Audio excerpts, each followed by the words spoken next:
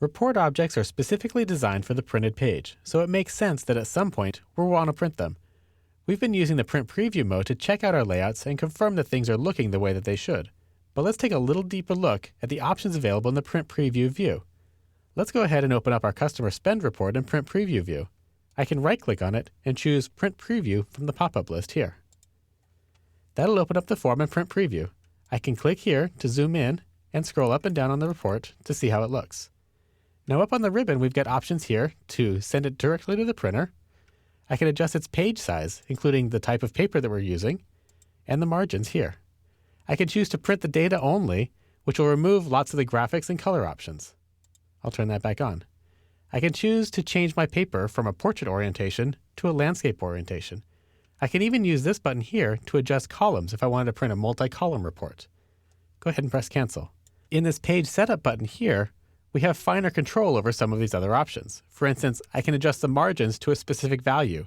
If I wanted to go, for instance, 1 inch on the left and 1/4 inch all the way around, I can do it that way. Go ahead and press OK to accept that change. But notice when I go back into print preview that my report reoriented itself. I might have to go back into the design tools to accommodate this change. Up here on the ribbon again, I can take a look at this report in other ways. I can take a look at it as a one-page view, which we're doing right now. Or I can see a 2-page spread. If I wanted to, I can see more pages. For instance, I can go to 4, or 8, or 12. Over here on the right, we have ways that we can export this report. I can export it to an Excel file, or even to a PDF file.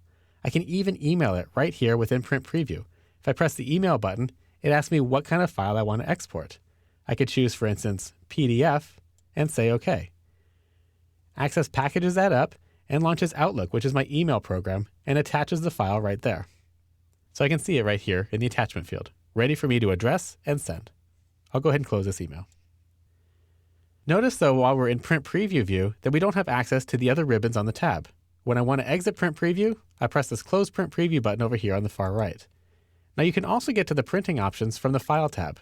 If I go to File and down to Print, I have options to Quick Print, which will send an object right to the printer. I can press this Print here, which will bring up the standard Windows Print dialog box, where I can choose a printer from the list. I can send a print to a file, or I can change the number of copies here. Go ahead and say Cancel. So even though it's said that we're living in a digital age, all too often we still require printouts of our data to review and share with others. The Print Preview ribbon allows you to set all of the parameters you need. Keep in mind, though, that some of these settings will require you to go back to the designers in order to adjust your report's layout in order for them to look correct when printed.